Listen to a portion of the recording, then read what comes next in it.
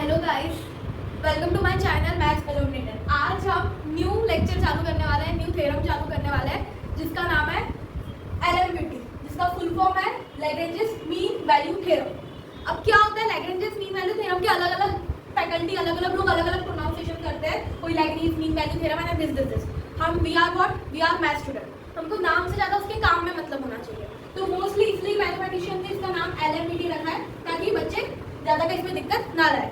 तो एलएमवीटी से कहा जाता है, एक और नाम है इसका मीन वैल्यू थ्योरम, ठीक है, जिसको मीन वैल्यू थ्योरम के नाम से भी कहा जाता है।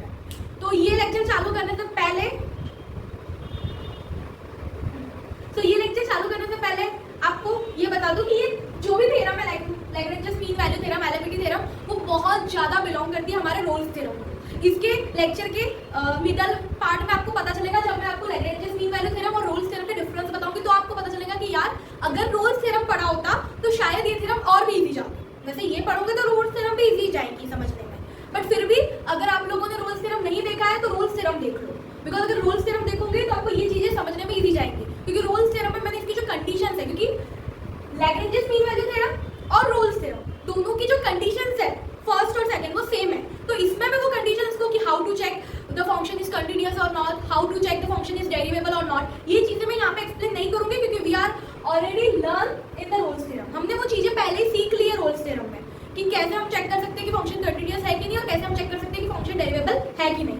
तो अभी हम लैग्रेंजेस मीन वैल्यू थ्योरम चालू करने जा रहे हैं।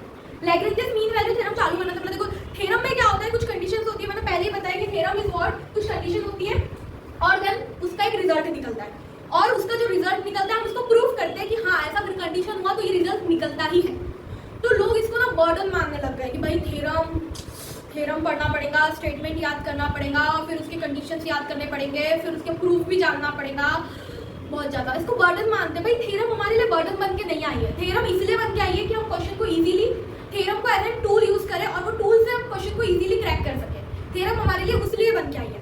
बट फिर भी हमारे जैसे कि अभी तक के हम जैसे मैथ्स पढ़ते हैं कि थ्योरेटिकली रट रहे हैं तो आपको वो बर्डन ही लगेगा। अगर आप इसको थ्योरेटिकली, प्रैक्टिकली और ग्राफिकली जानेंगे तो शायद आपको वो टूल लगने लग जाए।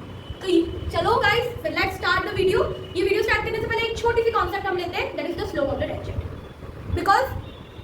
Because slope of the tangent हमारे इसकी ये टॉपिक की एक रिक्वायरमेंट है।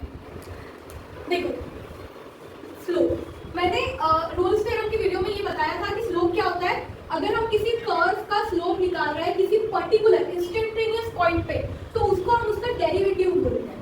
कैसे बोलते हैं ये भी मैंने बताया था वो लास्ट लेक्चर में कि ये स्लोप है, इसका एक टेंजेंट बनेगा। तो टेंजेंट का जो ग्राफ या फिर ये टेंजेंट का जो इक्वेशन होता है वो हमारा क्या होता है, डेरिवेटिव होता है।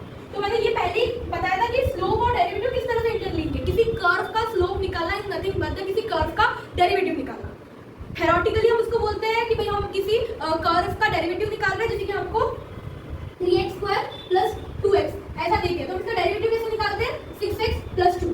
पर जब तुम देखोगे, जब तुम इसका ग्राफ बनाना सीखोगे, अभी एक बार हमारा ये थ्योरम्स कंप्लीट हो जाता है तो मैं ग्राफ सीरीज चालू करूंगी जिसमें किसी भी फंक्शन के ग्राफ हम सीखेंगे, मतलब कुछ भी आ जाए, चाहे वो पॉलिनोमियल आ जाए, चाहे वो एक्सपोनेंशियल आ जाए, चाहे वो लॉग आ जाए, कोई भी ग्राफ आ जाए हम उसका ग्राफ बना सकते हैं। ये थ्योरम्स कंप्लीट होने के बाद में और थोड़ा सा कैलकुलस में स्ट्रॉन्ग होने के बाद में हम ग्राफ सीरीज चालू करेंगे। तो अभी आपको इसके ग्राफ इजीली बनाते नहीं आएंगे, बट मैं बता दूं कि अगर समझो ये ग्राफ किसी कर्व का है, ये ग्राफ किसी कर्व का है, तो ये ग्राफ उसके स्लोप का होगा, ये ग्राफ उसके स्लोप का होगा। तो वो वही मैं बता रही हूँ कि slope is nothing but the derivative of this curve. तो ये तो मैंने स्लोप का कॉन्सेप्ट बताया, बट अभी हम देखते हैं कि भाई स्लोप निकालते कैसे हैं। चलो अब हम देखते हैं कि स्लोप क्या होता है। जब हम कोऑर्डिनेट ज्योमेट्री पढ़ते हैं तो सबसे पहली थिंग उसमें हम स्लोप पढ़ते हैं। तुमको सिखाया जाता है या फिर हमने पढ़ा ये चीज कि if we have given one line और इसके हमको 2 पॉइंट्स पता है, 2 पॉइंट्स नोट है। फॉर एग्जांपल ये ए से लेके बी वाली एक लाइन है और इसके हमको कोऑर्डिनेट्स भी पता है। फॉर एग्जांपल इसका कोऑर्डिनेट x1, इसका कोऑर्डिनेट y1, इसका कोऑर्डिनेट x2, इसका कोऑर्डिनेट y2। अगर लाइन गिवन है और इसके 2 पॉइंट के कोऑर्डिनेट हमको पता है तो हमको स्लोप निकालते आता है। हमको स्लोप निकालते आता है y2 - y1 upon x2 - x1। ये पता है ना स्लोप का कॉन्सेप्ट। तो ये स्लोप का कॉन्सेप्ट हमको लैग्रेंजेस मीन वैल्यू थ्योरम को जानने में, पहचानने में और उसके प्रूफ में बड़ा काम आएगा कि भाई लैग्रेंजेस मीन वैल्यू थ्योरम बनी ले लो, बिकॉज जब मैं ये कॉन्सेप्ट थ्योरम के बीच में पढ़ाती तो सबको लगता है यार इसमें ये भी यूज हो रहा है वो भी यूज हो रहा है। यूज नहीं हो रहा है, तुमको जो पता है वो यूज हो रहा है, तो पहले जान लो, अगर जिनको नहीं पता है वो पहले जान लो, फिर अपन यूज करते हैं। तो चालू करें लैग्रेंजेस फटाफट, टाइम वेस्ट ना करते हुए हम लैग्रेंजेस मीन वैल्यू थ्योरम को चालू करते हैं। तो लैग्रेंजेस मीन वैल्यू थ्योरम की स्टार्टिंग वैसी होती है जैसे कि रोल्स थ्योरम होती है। तो मैं फिर से एक रिक्वेस्ट करती हूँ कि रोल्स थ्योरम देख लो, या फिर ये देखने के बाद फिर से रोल्स थ्योरम देख लो। तो आपके दोनों कॉन्सेप्ट अगर मिक्स अगर आपके दोनों एक साथ देख लोगे तो आपके पूरे कॉन्सेप्ट क्लियर हो जाएंगे। तो चलो फटाफट इसकी स्टेटमेंट देखते हैं। इसकी स्टेटमेंट बोलती है, वही बोलती है कि if we have a function like f of x which is defined in a से लेके b, तो a से लेके b तक डिफाइन होना यानी कि हमने पढ़ा है डिफाइन होना यानी क्या होता है कि वो कहीं पे भी कट नहीं होना चाहिए, लाइक कट तो हो सकता है बट वो कहीं पे भी ऐसे इंफिनिटी की तरफ अप्रोच नहीं करना चाहिए, ना नेगेटिव इंफिनिटी की तरफ ना पॉजिटिव इंफिनिटी की तरफ। अगर फंक्शन ऐसा कुछ आ रहा है a से लेके b के बीच में तो ये हमारा नॉट डिफाइंड फंक्शन है, बिकॉज ये इंफिनिटी की तरफ अप्रोच कर रहा है, और इंफिनिटी को हम दूसरा वर्ड ही नॉन डिफाइंड कहते हैं। तो इसलिए ऐसा फंक्शन हमारा नहीं हो सकता, हमको फंक्शन कैसा चाहिए, डिफाइंड फंक्शन चाहिए। और डिफाइंड फंक्शन कौन से होते हैं, रोल्स थ्योरम में पढ़ चुके हैं। तो चलो, तो सच दैट, ठीक है, तो if we have a function f of x which is defined a से लेकर b, a से लेकर b तक अगर फंक्शन डिफाइन होता है सच दैट उसकी कुछ कंडीशंस होती है। पहले हमने बोला है कि थ्योरम की कंडीशंस पता लगाओ। f of x is continuous, continuous होता है, ये भी देख रहे हैं हमने कैसे देखते हैं हम कंटीन्यूअस कैसा होता है। कंटीन्यूअस होना चाहिए कहां से, a से लेकर b तक, a से लेके b तक कंटीन्यूअस होना चाहिए, यानी कि कहीं पे भी ग्राफ हमारा ब्रेक नहीं होना चाहिए, कंटीन्यूअस होना चाहिए, एक भी ब्रेक नहीं होना चाहिए। Second, f of x is derivable, ठीक, a से लेके b, अब डेरिवेबल होना चाहिए यानी कि इसका डेरिवेटिव एग्जिस्ट करना चाहिए a से लेके b के पूरे कर्व में।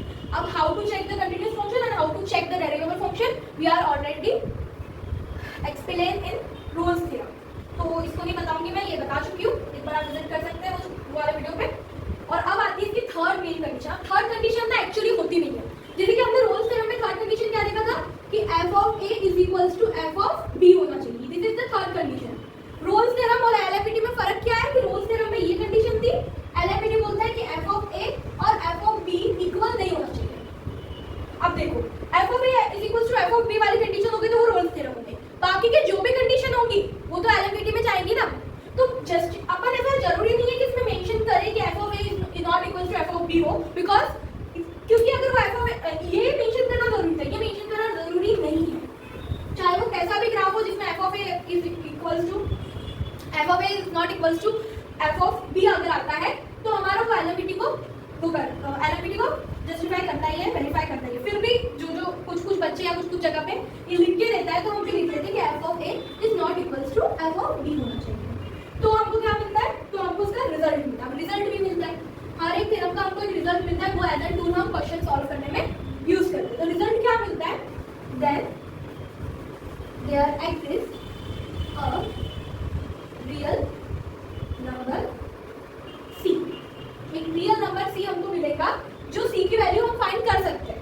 तो कैसे फाइंड कर सकते हैं, हमको रियल नंबर मिलेगा, उनके बीच में एक ऐसा नंबर मिलेगा जिसकी हम वैल्यू फाइंड कर सकते हैं। कैसे फाइंड कर सकते हैं, जो हमारा c किसमें बिलोंग करता हो, a से b के बीच में एक ऐसा पॉइंट मिलेगा हमको जहाँ पे हम बोल सकते हैं कि उसका f डैश c हमारा कितना होगा, f of b minus f of a upon b minus a। अब आपको ये थोड़ा सा कंफ्यूज हो रहा होगा कि ये क्या है, या फिर चीजों में देखो जो सिर्फ पढ़ने आए हैं, थ्योरेटिकली पढ़ने आए हैं, उनको वो इजी लग जाएगा कि चलो इजी फॉर्मूला है f of a minus f of b minus f of a upon b minus a। But जो इसको समझने और जानना है उनको थोड़ा सा कंफ्यूज होगा कि ऐसा क्यों आया है करके, ये ऐसा क्यों आया है कि c ऐसा पॉइंट है तो उसकी वैल्यू यही क्यों आई है, f of b minus f of a upon b minus a ही क्यों आई है ना। किसी को ये डाउट होगा, जो डाउट निकालते हैं, डाउट भी वो लोग ही निकालते हैं जो चीजों को समझते हैं, जो लोग चीजों समझते नहीं है उनको डाउट आते नहीं है।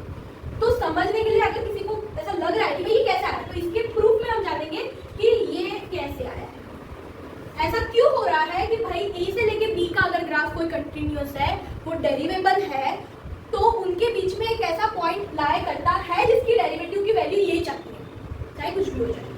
तो और ये भी है कि देन देयर एग्जिस्ट एटलीस्ट आना चाहिए, कि ऐसा नहीं कि एक ही पॉइंट हो, एक से ज्यादा पॉइंट भी हो सकते हैं, जैसे हमने रोल्स थ्योरम में भी देखे थे कि एटलीस्ट वन पॉइंट नहीं,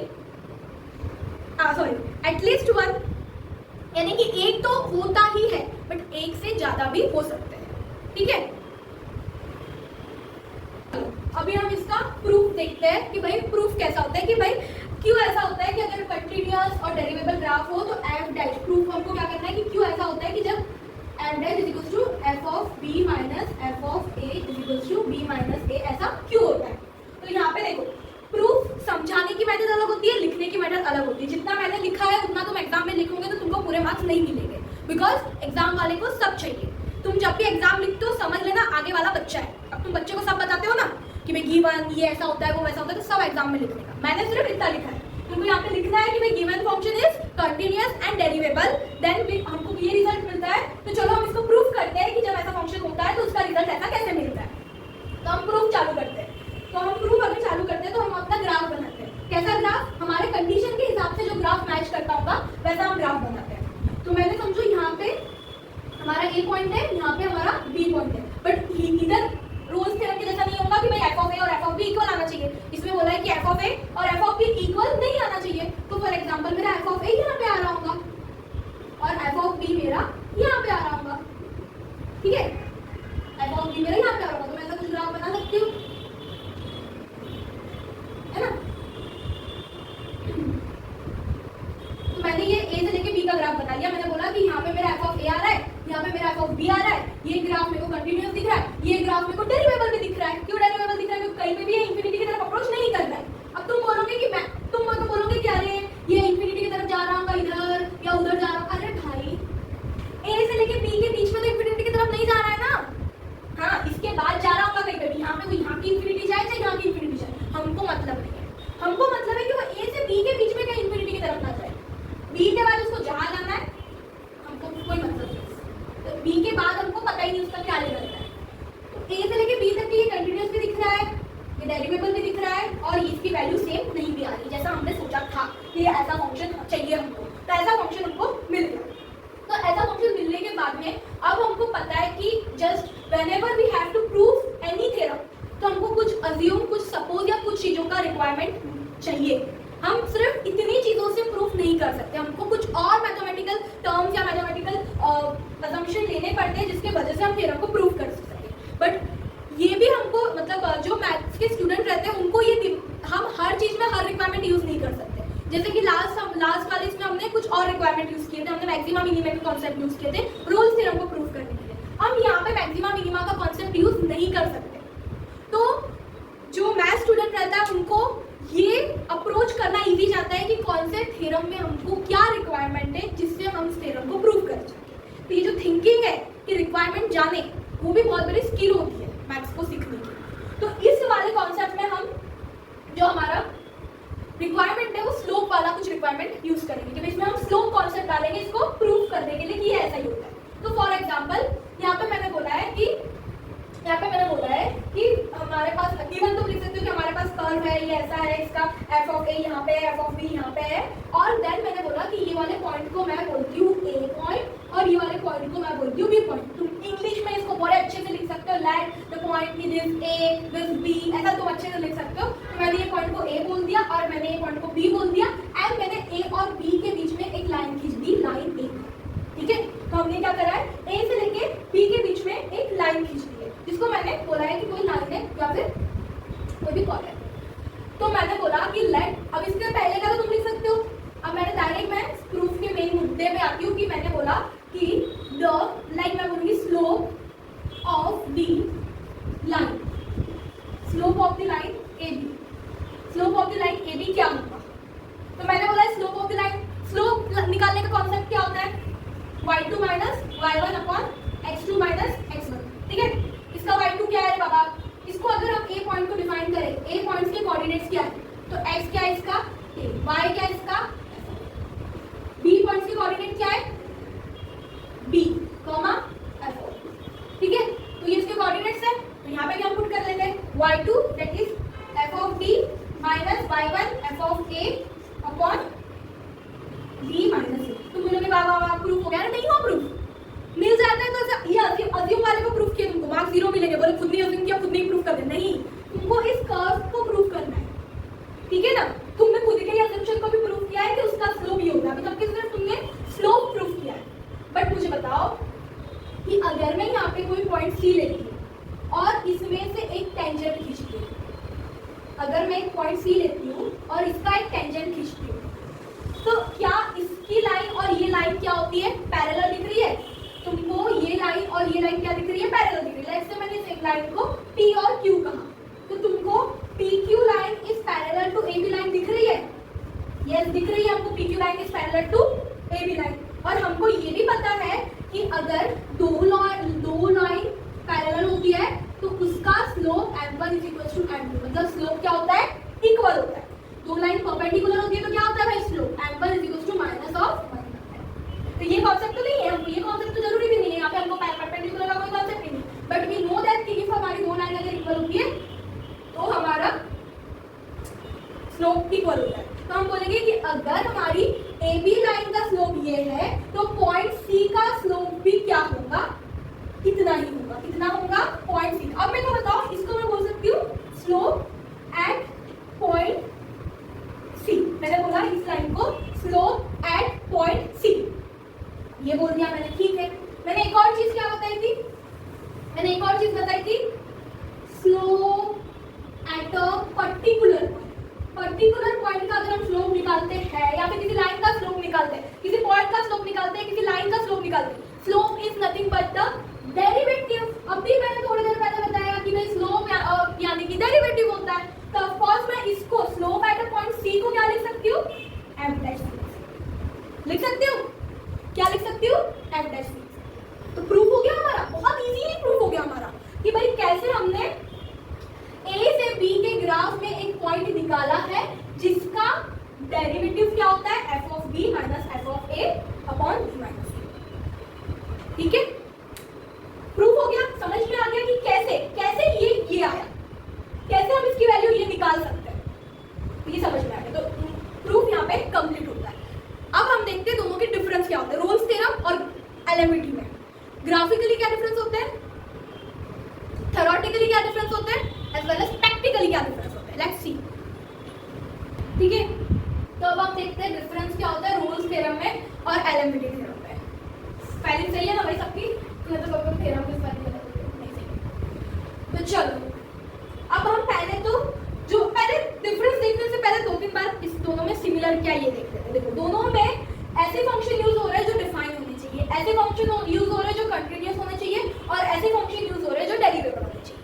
ये तीन जो भी कंडीशंस है ये दोनों में सिमिलर है।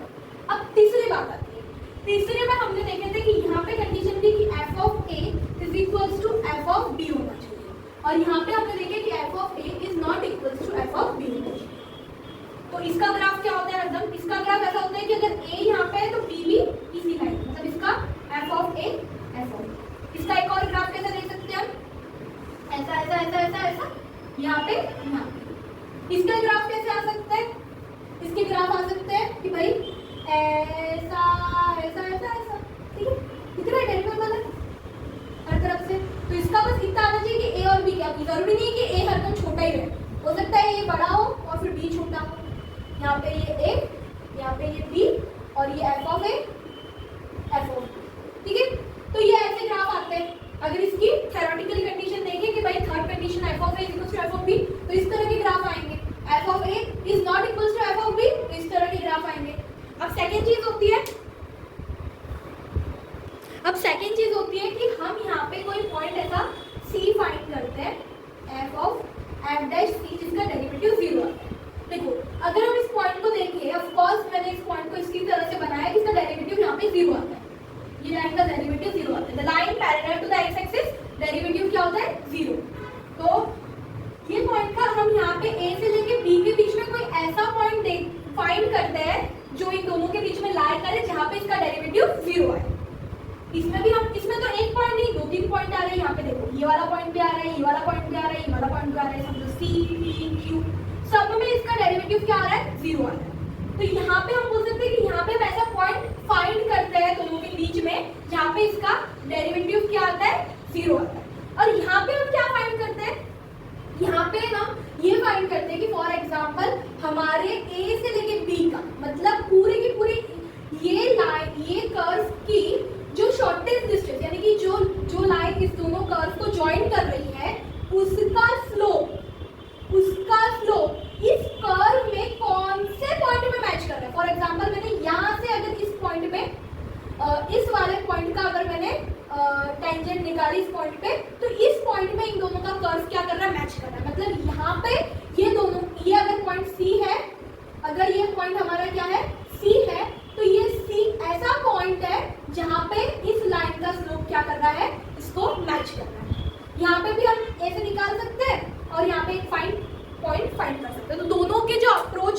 सी को फाइंड करने के वो अलग अलग है। यहाँ पे हमने ऐसा पॉइंट फाइंड किया जहाँ पे उसका डेरिवेटिव 0 होता है, और यहाँ पे हमने ऐसा फाइंड किया जहाँ पे वो कर्व को जॉइंट जो लाइन कर रही है उसका डेरिवेटिव ऐसे कौन से पॉइंट है जो कर्व में लाया करता है उसके बरोबर आता है। ठीक है, तो यहाँ पे क्या फाइंड किया और यहाँ पे क्या फाइंड किया, यहाँ पे क्या रिजल्ट मिला और यहाँ पे क्या रिजल्ट मिला, हम वो देख लिए। अब एक और चीज मैं थोड़ी इंटरेस्टिंग डिफरेंस बताती हूँ। अब जो लोग आते हैं ना, कुछ लोग आते हैं जो बोलते हैं अरे यार 10 साल मैथ्स पढ़ा पर आगे जाके मैथ्स यूज ही नहीं आ रहा है। भाई तूने मैथ्स सिर्फ थ्योरेटिकली पढ़ा है, अच्छे से बता दूँ, थोड़ा मतलब थोड़ा मेरा गुस्से में बोल रही हूँ मैं, जस्ट कूल। मैं सच बता दूं कि अगर तुमने मैथ्स को सिर्फ और सिर्फ थ्योरेटिकली पढ़ा है ना तो तुमको वो वेस्ट ही दिखेगा। आफ्टर 5 ईयर जब तुम देखोगे ना तुमको वो वेस्ट ही दिखेगा। मैथ्स को पढ़ने का 3 तरीका होता है, मैंने बता दी, थ्योरेटिकली, ग्राफिकली और एक आता है प्रैक्टिकली, मतलब इसका यूज क्या है। अब मैं ये रोल्स थ्योरम और एलएमपीटी का हमारे डेली लाइफ में क्या यूज होता है वो बताती हूँ। ठीक है, या फिर इसको मैं थोड़ा सा ना एलएमपीटी थ्योरम और रोल्स थ्योरम का फिजिक्स में क्या यूज आता है वो बताती हूँ। तुमने बड़ी बड़ी कंपनीज देखी है, बड़ी बड़ी कंपनीज का जो हम मार्केट रहता है उसका जो अप्स डाउन्स निकालते हैं वो ग्राफिकली देखे रहता है। शेयर मार्केट में भी जो हमारा ग्राफ के थ्रू हमको बताया जाता है कि हम ऊपर जा रहे हैं नीचे जा रहे हैं, हमारा मार्केट अप डाउन कितना चल रहा है। अगर मैं जैसे यूट्यूबर हूँ तो मेरा जो भी यूट्यूब चैनल है उसका यूट्यूब स्टूडियो रहता है, तो उसमें मुझे पता चलता है कि कितना इंक्रीज, ग्राफिकली मुझे वो बताया जाता है कि मैं कितना इंक्रीज हो रहा है मेरा कंटेंट और कितना डिक्रीज हो रहा है, कितने व्यूअर्स जुड़ रहे हैं मुझसे और कैसा कैसा जुड़ रहा है, वो सब ग्राफिकली अप्रोच रहता है। तुम आगे जाके भी कंपनीज में जाओगे तो तुमको ग्राफिकली अप्रोच होते हैं, ग्राफिकली रिप्रेजेंटेशन होते हैं। तो यहाँ पे भी देखो ये जो हम ग्राफ दिखते हैं तो हम रोल्स थ्योरम में क्या बात करते हैं, देखो तुम बताओ कि रोल्स थ्योरम में क्या होता है, कि ग्राफ होता है कोई तो भी, रोल्स थ्योरम में ऐसा कुछ तो भी ग्राफ होता है ए से लेके बी तक के जिसका F of A is equal to F of B. ठीक है, ये बात तो हमको पता है, बट हम ऐसा पर्टिकुलर पॉइंट ढूंढते हैं, क्या ढूंढते हैं, पर्टिकुलर पॉइंट ढूंढते हैं। यहाँ पे तो नहीं होगा इसका डेरिवेटिव, ये ऐसा पर्टिकुलर पॉइंट ढूंढते हैं सी जहाँ पे इसका डेरिवेटिव क्या आना चाहिए, 0 आना चाहिए। अगर तुम फिजिक्स पढ़े होंगे 11th में ढंग से तो तुमको पता है कि किसी भी चीज का अगर हम किसी पर्टिकुलरली बात करते हैं तो उसको हम क्या बोलते हैं, उसको हम बोलते हैं इंस्टेंटेनियस।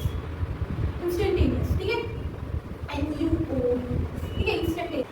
ठीक है, तो हम इसको क्या बात करते हैं, इंस्टेंटेनियस। तुमने देखा है कि हम इंस्टेंटेनियस स्पीड निकालते हैं और एवरेज स्पीड निकालते हैं। इंस्टेंटेनियस और एवरेज स्पीड में क्या होता है कि हमारी गाड़ी जा रही है और उसकी उस टाइम पे, पर्टिकुलरली इस टाइम पे क्या स्पीड है, और एवरेज स्पीड क्या होती है हमारी, कि हमारी गाड़ी यहाँ से यहाँ तक के गई है तो उसकी ऑन एन एवरेज स्पीड क्या है। ग्राफ में भी हम उसका इंस्टेंटेनियस चेंज निकाल रहे हैं कि भाई इंस्टेंटेनियस सी पॉइंट में कहाँ पे उसकी स्पीड लेकर हमने, जैसे कि हम बोल सकते हैं कि भाई हमारी गाड़ी यहाँ से यहाँ तक के जा रही है, ऐसा कौन सा पॉइंट है जहाँ पे उसकी गाड़ी रुक गई, जहाँ पे उसकी गाड़ी 0 हो गई। तो वैसे ही हम यहाँ से ए से लेके बी तक के ढूंढ रहे हैं, ऐसा कौन सा पॉइंट है जहाँ पे उसका डेरिवेटिव 0 हो गया, जहाँ पे उसकी कॉन्केविटी चेंज हो गई। आगे जाके जब हम ग्राफ पढ़ेंगे ना तो जहाँ पे भी डेरिवेटिव 0 होता है उसको एक्सट्रीम पॉइंट बोला जाता है, और वो एक्सट्रीम पॉइंट ये इंडिकेट करता है कि वहां से उसकी कॉन्केविटी चेंज हो रही। कॉन्केविटी यानी कि यहाँ से अगर वो जा रहा है तो उसकी यहाँ से कॉन्केविटी, यहाँ से वो नीचे आ रहा है तो यहाँ से ऊपर जा रहा है, यहाँ से नीचे आ रहा है तो यहाँ से ऊपर जा रहा है, मतलब उसका चेंज आ रहा है, एक चेंज दिखा रहा है वो नीचे से ऊपर जाने का। तो वही चीज अभी जब हम ग्राफ चालू करेंगे ना तुमको सब समझ जाएगा कि कॉन्केविटी क्या होता है, चेंज इन द ग्राफ क्या होता है, सब समझ जाएगा। बट सिर्फ रोल्स थ्योरम का मेन मोटिव में बताने के लिए, अभी मेन मैं रोल्स थ्योरम को एक्सप्लेन करने के लिए तुमको बता रही हूँ कि यहाँ पे हम किसी इंस्टेंटेनियस चेंजेस देखते हैं। तो यहाँ पे हम बोल सकते हैं कि हम instantaneous change in the function देख रहे हैं कि हमारा जो भी फंक्शन है, फंक्शन का जो भी ग्राफ है उसमें हम किसी इंस्टेंटेनियस चेंज देख रहे हैं। और वही देखा जाए तो तुम ए से लेके अगर बी तक भी जाते हो, जहाँ पे हमारा अभी हम एलएमपीटी पे आ गए हैं कि अगर हमारा एलएमपीटी है, इसको मैं ग्राफ को थोड़ा अच्छे से बना देती हूँ बिकॉज मैं एक्सप्लेन कर रही हूँ तो समझना तो चाहिए। तो ये ए से लेके बी है, यहाँ पे मेरा पॉइंट ए है, यहाँ पे मेरा पॉइंट बी है, और यहाँ से मेरा ग्राफ भी मैं कुछ ऐसा ही निकालती हूँ, ऐसा जा रहा है। अब मुझे बताओ कि यहाँ पे मैं क्या देखती हूँ, यहाँ पे मैं पूरे ग्राफ को लेती हूँ और पूरे ग्राफ में मैं ऐसा पूरे के पूरे ग्राफ के कर्व को कंसीडर करके मैं बोल रही हूँ ऐसा कौन सा पॉइंट है जहाँ पे मेरा सी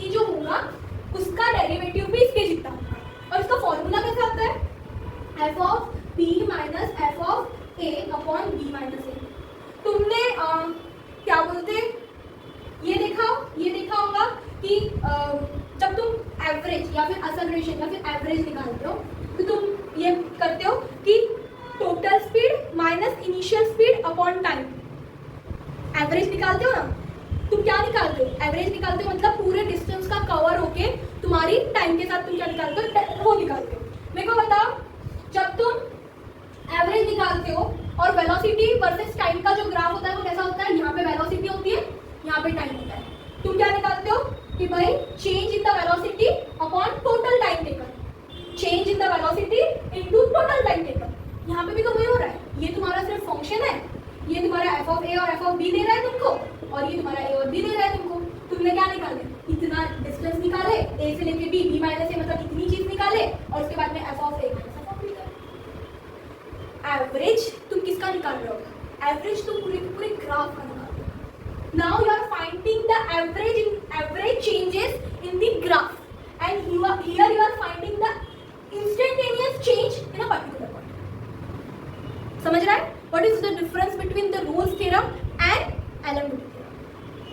तो ये चीज समझने लायक है कि भाई Rolle's theorem का ये वाला अप्रोच होता है और Allen-Witty का ये वाला अप्रोच होता है। अब आगे जाके जब तुमको बोला जाएगा, भाई तुम्हारे बॉस तुमको बोल रहा है कि बता इस महीने में अपने को कितना प्रॉफिट हुआ है, ये इस महीने में, तुम क्या निकालोगे?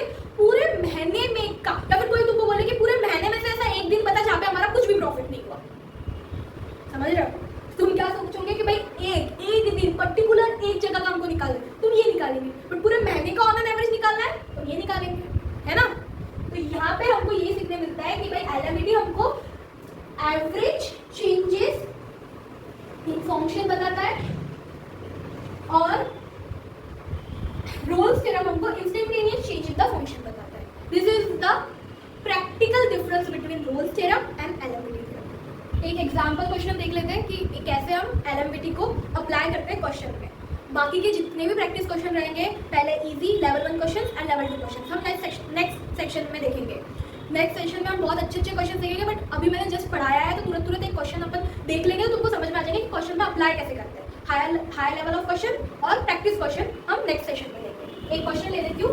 हमारा एफ ऑफ एक्स गिवन है हमको x + 1/x। देखो, ये क्वेश्चन को जरूरी नहीं है कि तुम थ्योरेटिकली से ये सॉल्व कर सकते हो, तुम इसको ग्राफिकली भी सॉल्व कर सकते हो। कैसे सॉल्व करते हो? यू नो, मतलब देखो, अभी तुमको ना ग्राफिकली सॉल्व करने के लिए इस फंक्शन का ग्राफ आना चाहिए, पूरे फंक्शन का ग्राफ आना चाहिए। तुमको आता है कि इसका ग्राफ नहीं आता है? तुमको कोई भी पॉलिनोमियल अगर इसे दे दिया जाए तो तुमको ग्राफ नहीं आता है। तो तुमको अगर ग्राफ सीखना है कि कैसे मैं इसका ग्राफ बना लूँ, अभी अपन नेक्स्ट मतलब लाइक 1-2 वीक जब तक अपना ये चलता है थ्योरम वैसे, इसके बाद अपन कॉचीज थ्योरम लेंगे, तो उसके बाद धीरे धीरे जैसे अपने थ्योरम्स हो जाते हैं, मैक्सिमा मिनिमा का कॉन्सेप्ट हो जाता है, उसके बाद हम ग्राफ सीरीज लेंगे जिसमें हम किसी भी इसका ग्राफ बना लें। तो जैसे हम ग्राफ सीख लेंगे तो क्या हो जाएगा कि हमको ना क्वेश्चन को भले ही तुम थ्योरेटिकली सॉल्व करो, बट ग्राफिकली ना तुमको एक्यूरेसी मिल जाएगी कि जहाँ जहाँ मैं जा रहा हूँ, जो मैं सॉल्व कर रहा हूँ वो सही कर रहा हूँ। देखो, प्रॉब्लम हार्ड करना जरूरी नहीं है, प्रॉब्लम का अप्रोच किस लेवल में क्या क्या रिक्वायरमेंट है वो अगर तुमने जान लिया है तो तुम हार्ड से हार्ड क्वेश्चन भी कर लोगे। ठीक है? तो इसका ग्राफ तुम कैसे देखो, जैसे कि y = x का ग्राफ क्या होता है? ऐसा होता है। 1/x का ग्राफ कैसा होता है? ऐसा होता है। इसको दोनों को मर्ज करना पड़ता है। तुम इसका भी ग्राफ बना सकते हो, इन दोनों का भी मिक्स ग्राफ बना सकते हो। तो अभी मैं ग्राफिकली बात नहीं कर रही हूँ, ग्राफिकली समझा भी दे रही हूँ, बिकॉज ग्राफ पहले आने चाहिए। जो हम पहले ग्राफ सीखेंगे उसके बाद के क्वेश्चन भी लेंगे कैसे हम इसको ग्राफिकली सॉल्व करते हैं, बट अभी हम थ्योरेटिकली देखेंगे। हमको यहाँ पे x की जो रेंज है वो यहाँ पे गिवन है 1 से लेके 3 तक के। तो चलो हम इसको पहले Allen-Witty के थ्योरम से सॉल्व करते हैं। तो हमको पता है कि as it is polynomial function, तो ये क्या होगा? ये पॉलिनोमियल फंक्शन है, तो ये हमारा क्या हो जाएगा? कंटिन्यूअस हो जाएगा। F of x is continuous. तुम इसको ग्राफिकली ये भी देख सकते हो कि भाई ये कैसे कंटिन्यूअस है, कहाँ है, क्या है। F of x is derivative, क्या बोलो, कंटिन्यूअस पूरे क्लोज ब्रैकेट और ओपन ब्रैकेट क्यों आता है ये भी अपने को पता है। क्लोज ब्रैकेट यानी a से लेके b तक के, मतलब पूरा a से लेके b तक के कंटीन्यूअस होना चाहिए। डेरिवेबल होना चाहिए, यानी कि a और b पे अगर डेरिवेटिव नहीं भी रहा तो भी हमारा फंक्शन चलेगा, बट वो क्या होना चाहिए? दोनों के बीच में डेरिवेटिव होना चाहिए। फॉर एग्जांपल हमारा ग्राफ ऐसा है, ये मेरा पॉइंट a है, ये मेरा पॉइंट b है, और ऐसा ये मेरे को बताओ कंटीन्यूअस फंक्शन है क्या? a से लेके b तक के, ये खुला वाला सर्कल है, बंद नहीं है, ये कंटीन्यूअस फंक्शन नहीं है, क्योंकि यहाँ पे ये नहीं देखे, कुछ भी नहीं देखे, ऐसा भी देखे, मतलब ये यहाँ पे नहीं है। फॉर ऐसा देखिए, ऐसा ऐसा ऐसा। तो ये भले ए में इंफिनिटी की तरफ अप्रोच कर रहा है, पर ए से लेके बी तक की तो हमारा डेरिवेबल है ना, तो ये भी बात जरूरी है देखने की। अगर देखो अभी तुम्हारी मिस्टेक्स नहीं होंगी, अभी तुमको नॉर्मल क्वेश्चंस आएंगे, बट जैसे जैसे इसका लेवल बढ़ेगा तो छोटी छोटी गलती पूरा क्वेश्चन गलत करती है जब हम हार्ड क्वेश्चंस करते हैं, जब हम हार्ड क्वेश्चंस करते हैं। ये छोटी छोटी चीजों को भी ध्यान में रखना पड़ता है। एफ ऑफ एक्स इज डेरिवेबल 1 से लेके 3।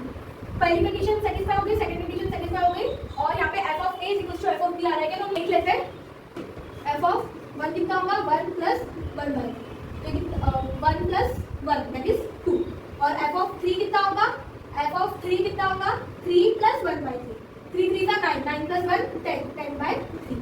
ठीक है, एफ ऑफ 1 और एफ ऑफ 3, तो हम बोलेंगे F of 1 is not equals to F of 3, मतलब सब कंडीशन भी सेटिस्फाई हो गई। तो तीनों कंडीशन सेटिस्फाई हो जाती है तो हम क्या बोलते हैं, देन देयर एग्जिस्ट। अब ये पूरा स्टेटमेंट मैं नहीं लिखूंगी, मैंने रोल्स थ्योरम में बहुत मेहनत की है, पर मैं यहाँ पे समझाने आ रही हूँ, तो तुम तुम्हारे एग्जाम में ये सब स्टेटमेंट छोड़ना मत, लिखना कि अकॉर्डिंग टू दिस द मतलब like LMET theorem is all the conditions of LMPT theorem is verified, then there exists at least the point 3 then there exists at least one point which is C, which is belongs to A से लेके B, such that हमारा क्या होगा f dash C is equals to f of B minus f of A upon B minus A। अब हमको f dash C पहले पता होना चाहिए, तो हम f dash C यानी कि इसकी वैल्यू निकालते हैं। f dash x कितना होगा, x का डेरिवेटिव कितना होता है 1 प्लस x, 1 का x का डेरिवेटिव क्या होता है। बहुत सारे जन क्या करते हैं, डिफरेंशिएशन और इंटीग्रेशन ना साथ साथ में पढ़ते हैं, और मैं भी जब स्टार्टिंग में जब आई थी तब मेरे से भी गलती होती थी, पर बहुत माइनर लेवल पर थी। तो बहुत सारे जन स्टार्टिंग में इंटीग्रेशन डिफरेंशिएशन पढ़ते हैं, उसको ln x लिख देते हैं, बट ये इंटीग्रेशन है भाई। डिफरेंशिएशन में क्या होता है, x का पावर माइनस करो, तो इसको कैसे लिखेंगे, माइनस 1 अपॉन एक्स स्क्वायर, पता है ना, 1 by x is equal to x का पावर -1 है यहाँ पे, और x का पावर -2 that is -1 upon x square.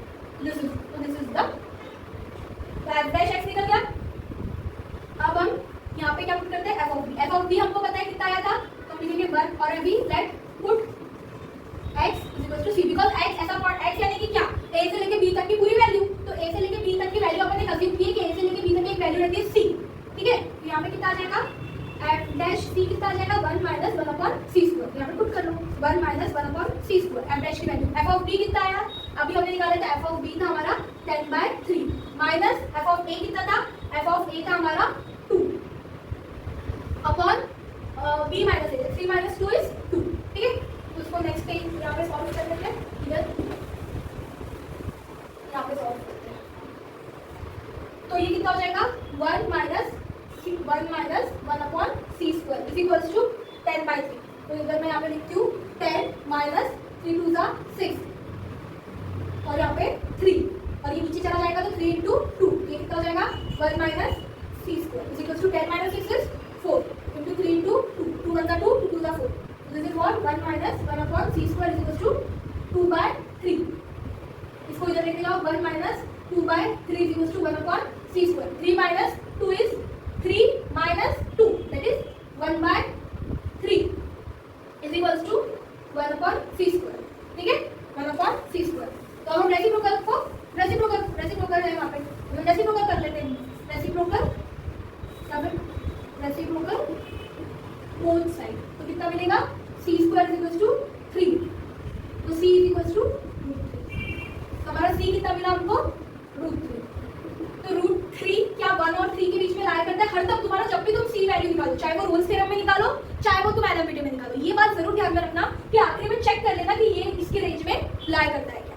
तो √3 अपना 1 और 3 के बीच में लाया करता है, बिकॉज √3 3 से छोटा होता है, 1 से बड़ा होता है, तो यस ये तो फिर हमारा सही हो गया।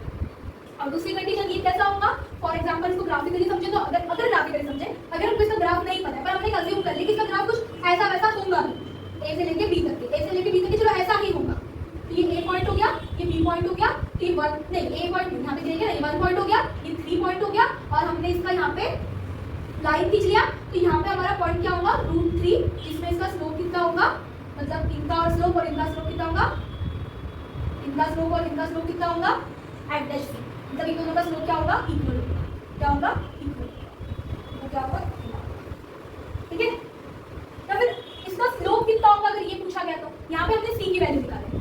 चलो मैं देखो यहाँ तक कि अपना क्वेश्चन कंप्लीट हो गया, मैं बोलती हूँ जो भी थ्योरेटिकली क्वेश्चन ये वाला है इसका आंसर यहाँ तक के कंप्लीट हो गया। अभी ये जो मैं बता रही हूँ थोड़ा सा लॉजिक चीजें बता रही हूँ कि ये हमने चेक किया कि भाई ए से लेके 1 से लेके 3 तक के एक कर्व है, उसकी हमने लाइन खींची, तो सी एक ऐसा पॉइंट है जहाँ पे इस पॉइंट का स्लोप और इस लाइन का स्लोप क्या कर रहा है, मैच कर रहा है। अब मैं पूछ रही हूँ कि इसका स्लोप क्या है, मैं पूछ रही हूँ इसका स्लोप क्या है, इसका डेरिवेटिव क्या है। तो तुमको सी पता है? हाँ पता है। तुमको सी पता है? पता है। तो अभी हमने क्या देखा था, एफ डैश सी कितना होता है 1 माइनस 1/c²। मैंने अभी निकाला था मैंने कि ये क्या होता है 1 माइनस 1/c²। तो अगर मैं बोलूँ कि इसका डेरिवेटिव क्या है तो कितना हो जाएगा 1 minus 1/√3 + 1 is 1। This is the derivative. इसको फिर हमने सॉल्व करके 3 - 1 2/3। तो ये कितना डेरिवेटिव कितना है इस लाइन का 2/3 और इस लाइन का स्लोप इस लाइन का डेरिवेटिव 2/3 है। और ऐसा कौन सा पॉइंट है जहाँ पे ये दोनों का डेरिवेटिव मैच हो रहा है, इन दोनों का स्लोप मैच हो रहा है, तो वो √3। समझा?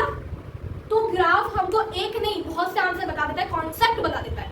ठीक है, तो चलो यहाँ पे हमारा ये लेक्चर कंप्लीट होता है, एलएमबीटी कंप्लीट होता है। एलएमबीटी के लेवल 1 क्वेश्चंस और लेवल 2 क्वेश्चंस हम नेक्स्ट सेशन में देखेंगे। अच्छे लेवल के क्वेश्चंस देखेंगे, उसको कैसे अप्रोच करते हैं, कैसे समझते हैं, वो भी देखेंगे। ठीक है, तो आज के लिए बस इतना ही। मिलता है, जुड़े रहिए मैथ्स कैलकुलेटर के साथ में। Thank you.